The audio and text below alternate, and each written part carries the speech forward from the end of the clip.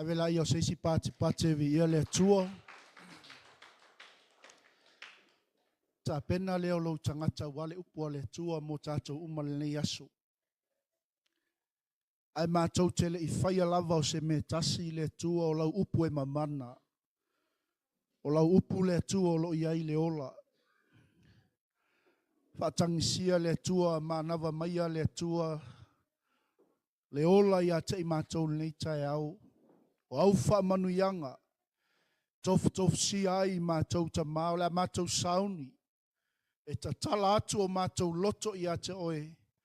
E maise o le mātou whaalongo whaaleanganga le li. Ia mātou fo'i ma le manuia le nei aso. Fo'i le atua ma le upua laua fiu. E ta pasai na ai lo mātou fo launga whaaleanganga. Ma whaamalo si ai mātou. Wai le lava se mea le atua e whaamaliaina le ngā lala o tangata. Mea uma o lo mātou sa ili ai. O lo o I laua fionga le tali o mea uma. Ta mā. Whaamanuia I lau mea whai ngā luenga. Whaamanuia I lau ainga whaafonga mai le nei tai au. Mai se le atua o sio mātou ainga I to tono le nei malu. Ia matala le atua o mātou loto. E whaafio ai lau upu le nei tai au. O le mātou wala au lea. E la atu ia Yesu lo mātou wali mo lo mātou whaola. Ala langa whaatasi il whanau le tua. Amene ma amene. O le Efeso e wha. Au lon whai upu e mua nga I le fitu. O le amaua I se. Sa vali mo I tātou le nei aso. O le fina ngalo. Tu tasi o le tua mo I tātou uma. O le a tātou whaalongolongo I ai. O le nei, o au o le wanono tia ono le lii. O te ai o iatu I ate o tou. I o tou sa vavali e tusa, ma le vala au o vala uina ai o tou. I o tou loto maua lalo, maanga malu, ma ono sai. I o tou whaapale pale le tasi le alofa. Ia tau mawhaia o tau o na tā ofi o le loto ngatasi I la le anganga. I le noa tanga o le file mu. E tasi le tino. E tasi fo I le anganga. Whaapei o na wala awina o tau I le whaamoe tasi. Ua wala awina ai o tau. E tasi le alii. E tasi le whaatua tuanga. E tasi le baptisonga. E tasi le atua. O le tamā fo I leo tangata umalava. O lewa I lunga o mea umalava. O lewa I ai mea umalava. O loo I totonu fo I o mea umalava. Aua fo ina mai. Ia tei tātou taito tasi o le alofa tu noa. E wha tata wina ma le mea fo I fuaina mai. E ke riso. Wha manuia mai le tuai. Iana fionga ma mana e tutu lima atu mo oil nei tai au. Ole matua o tātou whamalosi le nei aso ia loto e tasi e auauna I le atua. Au leo o tātou whaitauina I le tai au le nei. Upu tau mua le apostolo I le 𝚗𝚙𝚎 I Efeso. Ai vava ai lau tuspa ia upu ie e lua upu o le nei. Lona winga lo wha matala ina mai ai a te oe. Isi mata upu e tolu ie I luman ta upu le wha. Leo to mua mai e le apostolo lana fola sanga. O lona manau. O lona loto I le 𝚗𝚙𝚎. Ina ia latou sava vali e tusa ma le vala aua. Vala wina ai latou. Wa leo wa uma na whaasoa le apostolo Paulo I le manuia I la tou o filifilia e le atua. O leo wa uma na whaasoa le apostolo I le 𝚗𝚙𝚎 I le manuia I la tou o e tu mau I le atua. E maise, o leo wa uma na o ina le apostolo le 𝚗𝚙𝚎 ma whaailoa I le 𝚗𝚙𝚎 o le atua o le na whaolaina I la tau mai le oti male angasala. O le nei, auauna whamaoni a le atua. Tai o le kalesia. I o tau sa vavali e tusa ma le vala au. O leo vala au le atua i a te oi. O leo a tō fia i tātou e le atua. O le finangalo le atua i a tātou sa vavali. E tusa ma le vala au. O le ale vala auina le ua vala auina ai oi. O le ale faiva le ua tō fia e te ngalue ai. O le ale matata le ua au mai e te auauna ai le ngaluenga le tua. I a tātou sa vavali e tusa ma le vala au. O le ti a kono, o le aoao, o le faife au, o le faila aunga, o le taitai a tamā. Amene. O le vala au, le nau vala au ai le tua i a te oi. I a tātou sa vavali e tusa malana vala au. Ua vala auina ai tātou. Amene. Vi ia le atua. Praise the Lord. O le na whaamanuia mai mea lava e manuia i lale anganga. O lewa e manuia. O lewa e sapaitali i whaamanuianga le atua. Ona o oe o lewa alofaina e le atua. Ona i tātou na tō fia e le atua na mua. Ona i tātou o tangata mi o leanga sa i aile lo loto leanga sala, a lewa alofaina i tātou e le atua. O lewa whaamanuia mai. Au e iai to tono le fale o le atua, o lewa ona i loa e le atua oi. Po le alo uleanga, o le alo uleanga, po le alo fefoi iai, po le alo tiai o le atua i mea uma. Wa uma ona whaamanuia le atua i ate oe malou a inga. Wa uma ona wala auina e le atua oe. E iai le aso, e iai le taimi wa ato whaina e le atua. E tu lai mai iai le au e whai matai tai o le mafutanga tamā. E tu lai mai iai le tinai a laina e whai matai tai o le mafutanga tina. Hole nei, i au tau sa vavali e tusa ma le wala au a wala auina ai o tau. Ameni. O le ua whaamanuia mai. O ai, o le atua, e le i tō fia oe se tangata. E le i wala auina oe se whaife au. A o le atua o le na wala auina i tātou. O le ua whaamanuia mai mea umalava e manuia i lale anganga. Ei lau tua oi, you are blessed. O oe o le tangata manuia. O oe o le tangata ua filifilia e le atua. O oe o le tangata ua wala auina e le atua. Aua e te popole i lau tua oi. Aua e te popole i tangata whai. Aua e te popole i tangata lo ino i a te oi. Aua e te popole i tangata o lo tau leanga ina oi ono le mau ia Yesu. Hallelujah. O le ua whaamanuia mai a te i tātou i mea uma e manuia i lale anganga. Amene. O le na filifilia i tātou, ina ia pa ia i tātou, ma ia le matau leanga ina i ona luma i le alofa. Amene. Manu reua, e le stamai wala au a le atua. Aua ne i whaatau waa i a te oe le wala au a le atua. Pena wala auina oe ka penga le tātou mkuka, aua ne i whaatau waa i a te oe le wala au a le atua. A o le wha moe le ana au mai e le atua, ina ia pa ia ai tātou, ma ia le matau le anga ina i oe ma ui luma o le atua, i lona lofa tu noa. Te iloa le si sila ma i fofonga o le atua. Au e ngā lua e to tono lana whi au malana ngā luenga. Au e wha maoni e lona whaiva, o le ai sau le atua e wha mamā oe maau mai tātou uma. O le wha moe ola leo le wala au a le atua mo oe. O le wha moe leo le wala au a le atua mo au. E leo hao stangata e ato otoa. Na o sau e leo hao stangata e iai sau le lei pe iai sau ami o tonu. A e whawhetai le wala au a le atua. Wa au pa ia ai. Wa au whai ai le ami o tonu a le atua. Wa au whai ai le fina ngalo o le atua. Ina ia o le matau le angahina i luma o le atua. E le samai wala au le atua. O le wala au e te tua I luma o tupu. O le wala au e te tua I luma o li. O le wala au a filfilia e le atua. E si itia ai o ilunga e te alu e whailo na fina ngalo. A e pese malau mauti noa. Ia tātou sava vali e tusa ma le wala au o wala awina ai tātou. E ke le iso onga pese I lunga I. E le I tō fia fo I oil whaife au e ke sau I ke pese.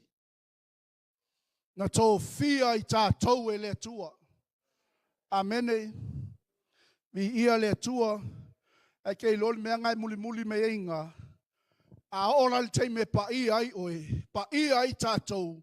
Ma le matau le anga ina I luma o le atua. O na whai lea ma a vea leo I tātou matama whai. Amene. Ina ia a vea I tātou matama whai. O le wanga le leifua mai a te I tātou. Amene. Ele iso o nanga le lei mai le atua I a te ohe. Ale sa tātou moli mawina il whapa ia ino au auna le atua le tae au nei. O le na au mai alo na alo e sui ai le 𝚟𝚑𝚍𝚎𝚘.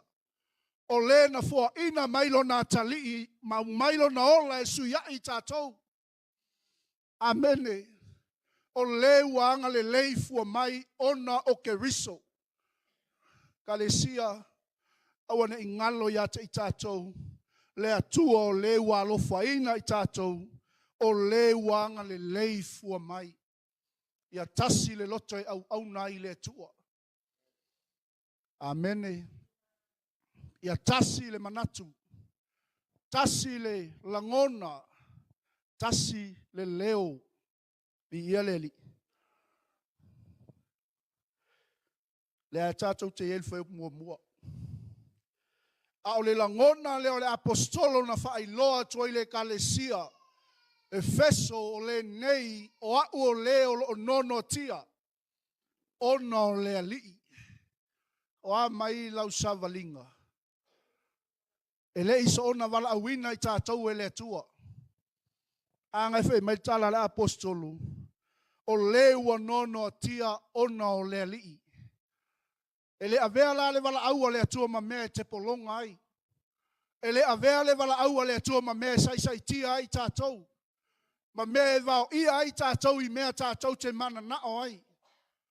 Ai a vea le wala au le atua. Ma a wala e whaamanuia ma iai le atua I a te oe ma I tātou uma. Ina ia pa ia ma le matau le angaina I tātou I ona luma I le alofa. Amene. Aleluia. Mai lai o le apostolo, o te ai oi atu I a te outou, ia outou sava vali ia tusa ma le wala au, ua wala awina ai outou. Amene. Elesta ma I wala au le atua. Kailo tua oi, elesta ma I wala au le atua. Ai ai. Elesta ma I wala au le atua. Awane ngalo ia te oi, a tonu e le longo malia I lau whaafonga tala whaife aua e lesta mai wala au le atua. Aleluia. A whion tātou I loa. Mai lai o tala la apostolo na ia whamtala ina atu le 𝚗𝚑𝚎𝚘. Efeso o ia fo'i wa tātou maua ai le tongi ola I lona toto. O le whaamangaloina o tātou wangsala. E tusa male o loa whaulai o lona lofa tū noa. E wailai matau tia o le wala au le atua. O tātou maua ai le tongi ola I lona toto. Amene. I ia le li. I le whaamangaloina o tātou wangsala. Amene. E le sau foi nao se vaenga le wala au le atua. Saua ma le mea atoa. Praise the Lord. Hallelujah. E tusa ma le oloa whaulai o lona alofa tu noa. Te sa vali o lo muli le alofa o le atua I a te oi. Amene, tenga lue ma le whaamaoni o lo muli muli atu leanga le lei o le atua I ate oi. Amene. A ola le teime te e ngā lue ai ma e sa vali e tusa ma le wala aua le tua. Fai mai o lo whaupu e mai lunga I ate oi ma au manuia o le atua le upunga le e tonu I. Faula inga mea le lei. Whaupu e mai wha manuianga le atua I ate oi. Amene. Fai mai lea e tusa ma le oloa faulai o lona lofa tu noa. Ai ai lea lofa tu no lea tua. O lea lofa e wha pale pale. O lea lofa e ono sai. Amene. O lea lofa e le eisona tua oi. I ia lea tua. Pafoi tātou te angasala I aso uma. Tātou te pā ui aso uma. Amene. A o lea lofa tu no leo lea tua loa. O loo whaafau pue te le mai a te I tātou. Ale mangai ala me ana ye tonga fai mai le poto umalava a toa ma le whautauta. E la umarta tau wha malos. O mai oi. E manai o le ustai le wala au le atua. Wha manuia mai ai le atua I mea umalava I la le anganga. Anga le leifua mai ai a te I tātou. A ve ai oi ma umatama whai. Ale ngata I le au tātou maua I le tongi ola e ala I le whaamangalo ino a tātou wang sala. Amene. Awane ngalo ya te oe mau. Wa ia whaafau pue tele mai ya te I tātou I le poto a toa ma le whaau tauta uma. I ia le ali. Mai lo lei whai upo e lua o le ia o taua loto maulalo. O ngā luenga malwala aua le atua e whai loto maulalo. I ia le atua. E whai lea, I le anga malu. Dale si mea nai ai. Whai le ono sai. Wha pale pale o le tasi le alofa. A o le kei mea luka il fo launga. Wha pale pale le tasi. Amene. A o le teime sou o le ngata I whale. Wha I loa ma wha alia le loto maua lalo. Ia I loa lo tātou wanga malu. Whaia mea umma I le ono sai. I ia leli. Alis mea nei eina. Ia tau ma whaia o tau na tā ofi o lea. Loto ngā tasi la lea nganga I le noa tanga o le file mu. Amene. Aleluia. Ia le tele ana u whamanatua atu le tato I kalesia. E aranga I lofua e o tau umea I e whai I. Ona wale aisea. Wale aise loto ngatasi. E aranga I loa mai sa moa me I e whai ngei manu reua. Ona wale aise loto e tasi. Amene. Angai whai mai le tala le whionga le tua. Ia tau ma whaia e o tau ona tā ofi o le loto ngatasi la le nganga. I le noa tanga o le file mu. Tau si le file mu. Auana I aile manatu wha pito. Auana I aile manatu wha maua lunga. Auana I avea loa o mataitai wha pea o ke whaia mea uma. Amene. E meia o lewa whaafau pue tele mai ia te I tātou lea, poto a toa ma le whautauta. Amene. Aleluia. O le wala auea, e te auauna tuai ma le loto mawalalo. E te auauna tuai ma le anga malu. E te auauna tuai ma le ono sai. E te whesilingia ai le tō whā ma le utanga ma utanga tamā. Amene. E ave lau wha mua I leisi au uso. Amene. Ma ia tau ma whaia ea. Tausi ma tā ofi le loto ngā tasi lale a nganga. Amene. Aleluia. E longo a fia au a tātou le loto ngā tasi. Wa I loa mai fua e le waenga lai tātou me e whai I. Amene. Aleluia. Tau ma whaia e tā ofi o le loto ngā tasi lale a nganga. Okay, tātou. O ai fia tau sami.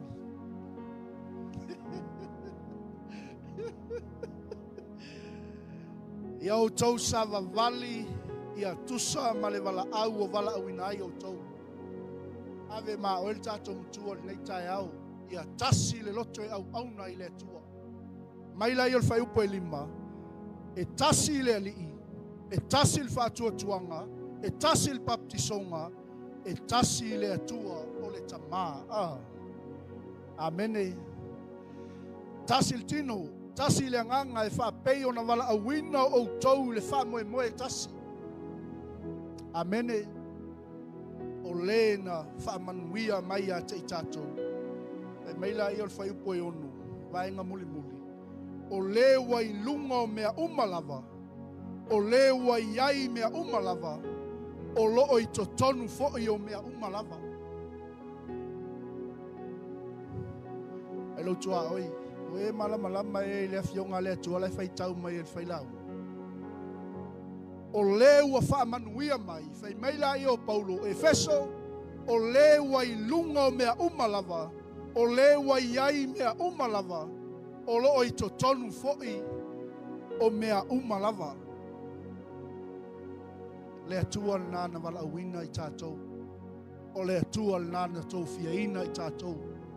O le atua le nā, o le ua wha manuia mai a te i tātou, i mea e manuia i lale anganga. Amene, i leo ngā manuia o le tino ngā fia lea. Aone i ngalo i a te oi. O le poto ma le whaau tauta, o mea o manuia ia, tō pito mai le atua, e le maua i tangata uma. Amene. Ia awe se pate vi ia le atua.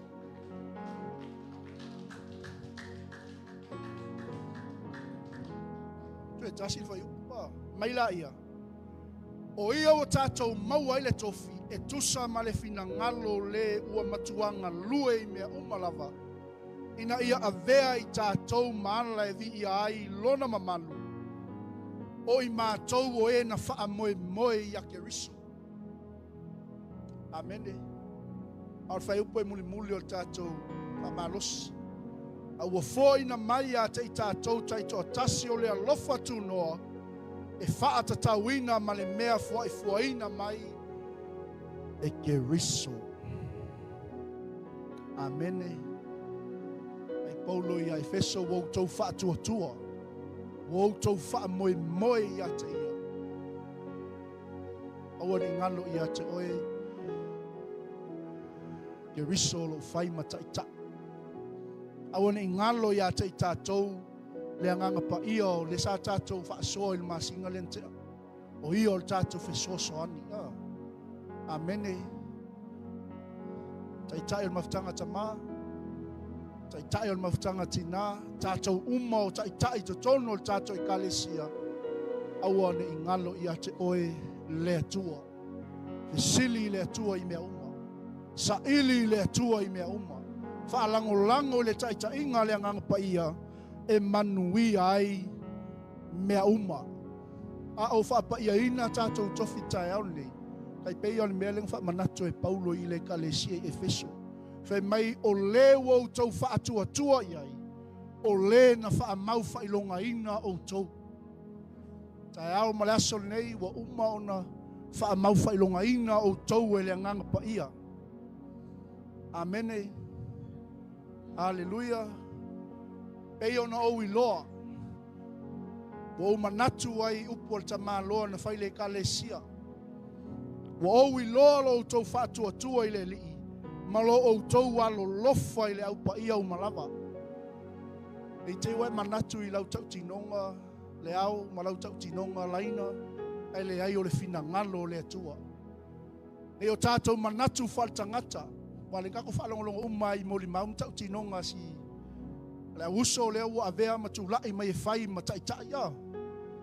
Amene, ai whai mai le tala Paulo i le kalesia, wau i loa lo tau whaatua i le li.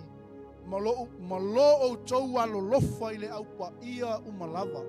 Pa pena umalea nganga le whaiwhi au le tu atu. Wa malie lo loto. Wa o i loa lo tau whaatua. Amene. Hallelujah. Malo o tau walo lofa ile au pa ia o malava. Tau te le Italia le wala au le atua ono se faife au. Tau te le i Filifilia le tofi e fai ono le 𝚗𝚘𝚎 nei. Au ai loa e le atua lo tau whatua. Malo o tau walo lofa ile au pa ia alele. Whanau le 𝚗𝚘𝚎. Tina la iti, tamala iti. Manuia al tūlai mal tofi. Ia tasi le loto e auauna i le atua. Amene. Pa umala ia upo tamaloa. O le mea lea o te le mapua i le whaaftai ono o tau. O tau taua o tau ia utatalo. Ina ia foa ia to e le atua ia te o tau. Le anganga o le poto ma le whaalinga. E ala ai ona o tau i loa le lei o ia. Ape nā fwoi se langona o le whaife au. E le mapu tatalo. Se tia le 𝚗𝚘𝚎 i luma o le atua. E ia maua e tangata uma le poto ma le whaalinga mai le atua. E ta moe i al tangata i le laina wa mai le atua e ta moe ai. E ngā lua e tangata i lona whaiva o wala aua i le atua i totono le ngā luenga. Amene. E te le tilo ai lo i tūtau o ngā vale. E te le tilo ai le isi o uso. Ai te whaia mea uma i le alofa o le atua. Amene. Hallelujah. Le anga o momo onga i o le tamaloa.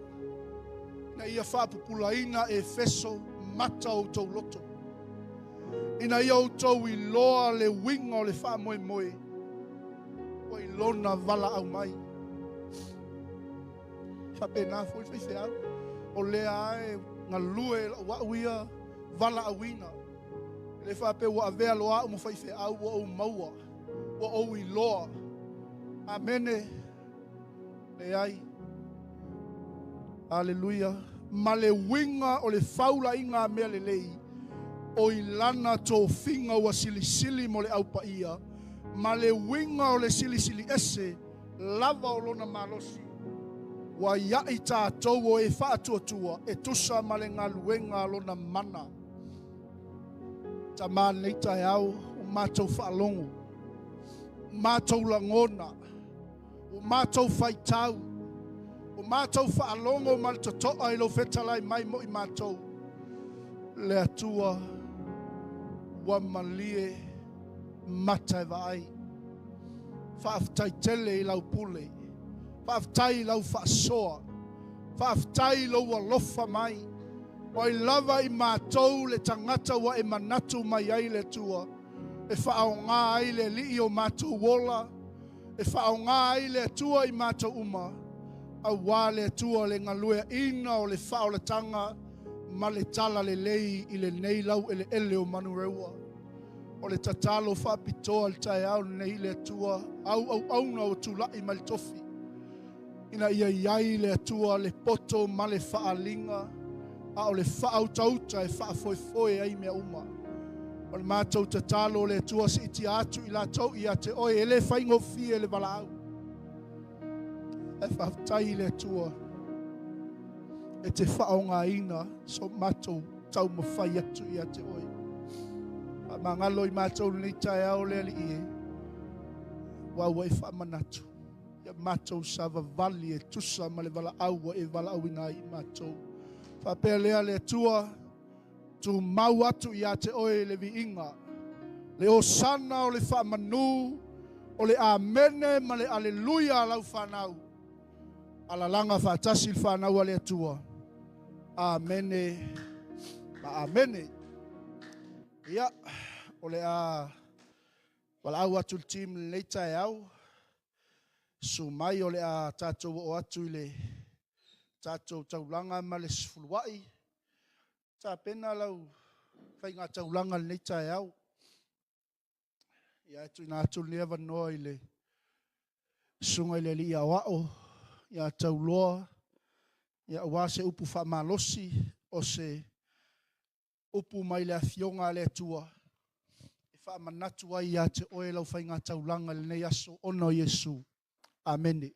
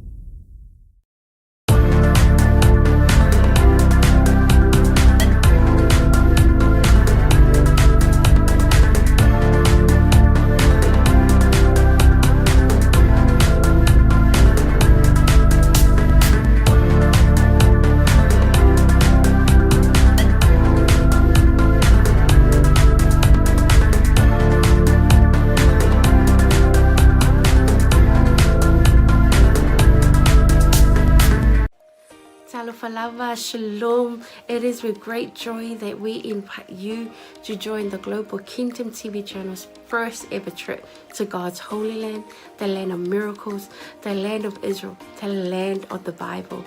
You get to walk in the footsteps of Jesus. You get to see firsthand the cities, the places he performed many miracles.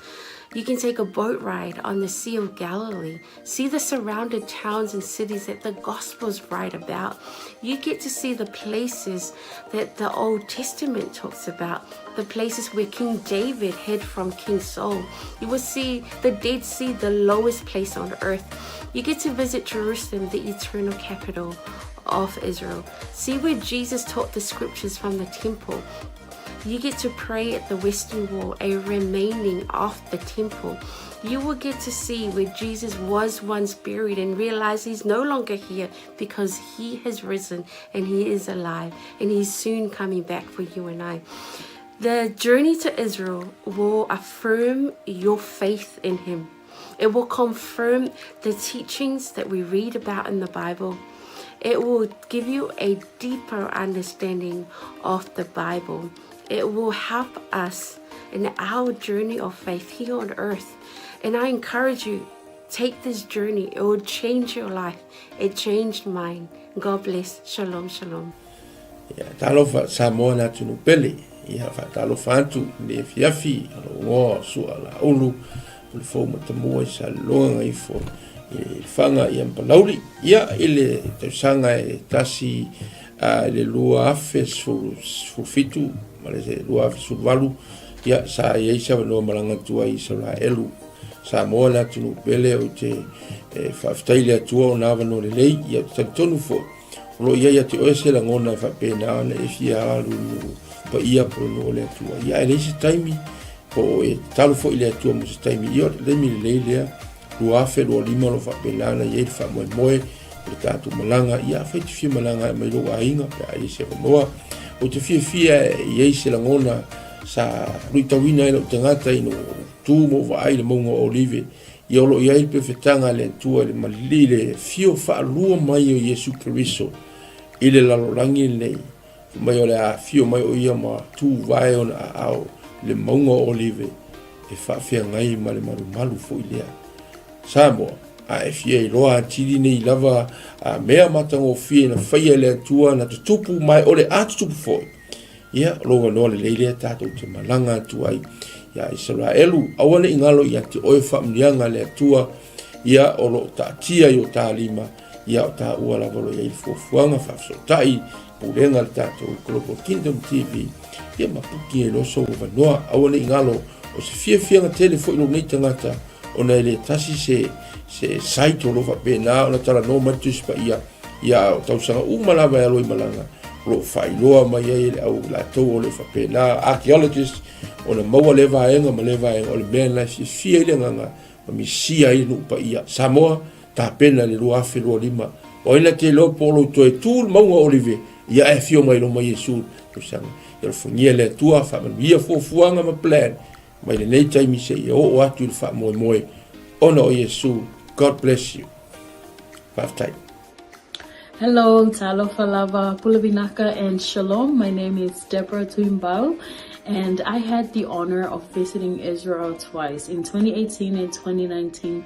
The experience really changed me. It was an experience of a lifetime. It was transformative. It was eye-opening. It was such a great time.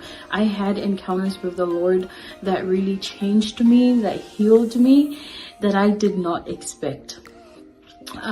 It's one of those experiences that you have to go for yourself, to experience for yourself. So if you are planning or thinking about visiting the land, I encourage you to do so. Go ahead, invest in a trip and go receive your portion. God bless. Ya, salam, talo falava, wa paanga tato Global TV so se tolera lang. Ia ole o sia Paulo Poutoa futi pali ile le ngoa. Ia ole lua fesulfa na o malanga 𝚟𝚑𝚍𝚎. Ia e se tau so ole atua, ia o se mesa famanina ia ole te la mea le uma ai o se o le mango filua ingale na tatalo ai Yesu Keriso ai tu mai ia dia ma mo se le si tu ngango la ngonga ai se va ngango la ngonga ile nganga pa yo le tu ia awalo fa singo manga fo ima ile o mai male fa ngai ngele tu nganga luenga ai o lo sila mai mo manei tu la ia o te le sa le simalanga le tato Global TV ta sang fo ia fio mai tala mai au ta wa yo lo so te o le tua fa yo lo talo le tua ai ma na ia fo o te soli fo i au le tua sa simalanga lo ia te te ne mo finish fa mo ia fio mai tala mai au fa fo Yesu Keriso. Amen. Talafalava and Shalom. My name is Shivani Sharma and I led the Salmon Delegates for Israel 2022 and 2023. And both groups went to Israel for the Feast of Tabernacles, which was around September and October of both of the years 2022 and 2023. And I just wanted to come and share some encouragement and some quick encouragements for those who want to go to Israel this year. Israel is the Holy Land. It is the center of where our faith is as Christians. And I want to encourage you that if God has called you to go, to please take that step of faith and join the group that is going this year with Pastor Mikaele. And I want to assure you that going to Israel is a trip of faith. You may not have all the money in the bank, but if God has called you, I believe that the Lord will open the door and make the way for you to go and receive whatever He has for you in Israel. And I'll just share that being in Jerusalem, the city of our faith, the city where the center of where everything happened in the Bible, it's an amazing experience, and there's nothing quite like it. And I can say, going to Jerusalem twice, 2 years in a row, it did have an impact on me, and I encountered God in a new and fresh way in Jerusalem. And I also want to let you know, one of my favorite places in Israel to go is the Sea of Galilee. And we know from scripture that the Sea of Galilee was where Jesus did many miracles and ministered during His time here on earth. And it's one of the most peaceful and beautiful places. So I do encourage you, if you do get the chance to go and see the Sea of Galilee, where the Bible comes to life. So if you want to have a fresh encounter, even with the Word, when you read the Word, it is so different when you've gone and seen those places where Jesus walked, where Jesus ministered, and even the places where our Lord died and rose again. So that's my encouragement for all. If you want to go to Israel, I believe this is one of those opportunities for you. So please take a step of faith and get ready for the portion that God has for you. In Jesus' name. Ya, fatalo fatu pa ia malu Samoa. Ya olo wingoa o ioelu maninoa. Ile tausanga lua afes fuluvalu. Ia o tausanga le na tatala ia le liisa manoa te malanga atua 𝚟𝚑𝚍𝚘. Ia o se fatu puina lava le fia ma le ori. Ona talitonu ese foli faitau le afia o ngale atua. ia e se fole vaaiga ina ua alu ma vaai matulau ele ia tele lava ni lui tau na o mai ia e pei lava o na o vaai ai le vai tafe o Iortana ia o le vai lea sa baptisoina ai Iesu ia o lea sa faatino ai la matou baptisonga to tele i matou 50 fa i matou sa fai e matou baptisonga i sunga foi faafeagaiga pe ona matou iai ia la ngona lava le mamalu o le atua sa fai foi le viinga ma fai pesenga ma fai le tautalonga ia ona o le agaga faafetai i le atua le ia vanoa tatala mai e le atua ia a fai o iai se mo i mitinga ia te oe te fia malanga le nupa ia lo wa vanoa le lei lea ua saunia le Global Kingdom TV ia le vanoa ia e fai malanga atu ai o no le swafo Yesu amen. Talo falava o lo wingoa o e seta wa fsuanga faumui Whaftai le atua mo le nei avanoa ua o maua e mawhai ai ona o whaasoa atu i atu oe. Pe a whai o i atu oe se langona e te fia asia le no upa ia o le atua. Le nei a fiafio te fia whaasoa i atu oe. O se filifilinga tonu, ma le ame o tonu. I lo wo o atu iai o le a e iloa ai pei ona o wo o iai e te langona le iai o le atua i mea uma. Lea na o whaapea i foai lo uloto, le i tioa a moli maule a fionga pa ia le atua, na o si fea ngainga ma le nuu o Israel. Va ai i ai le manuia i so se mea, lau ele o la autoto o mea uma, manuia ia o le atua o lo tali e Israel. A whaila o ia te oe se nau ta inga e te fia asia, e maua lo wa vanoa, tātou te toe malanga whaatasi ai ma oe, pe a fai e te fia malanga, e le nei malanga o lo o tāpena nei, ia ona o le swafo Yesu, amene, ma amene.